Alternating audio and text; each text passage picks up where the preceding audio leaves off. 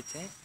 Ние сме част от екипа на Infoobzor.net и искаме да ви представим една наша идея, която искаме да развием за бъдеще.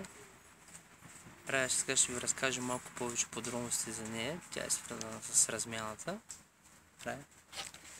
Това беше Мартин. Нашата идея за размяната е всъщност да се обменят услуги и бизнеси. Като под услуги имаме предвид размяна на възможности без заплащане. Искаме да ни бладисат апартамента, но няма как да си платим, така че предложихме няколко реклами в нашия сайт. И оттам ни хрумна идеята, че е възможно без пари да получиш някаква услуга, която ти е необходима. Това е размяната.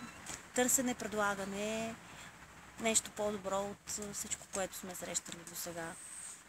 Просто без някакво заплащане. Надявам се, че идеята ще ви хареса.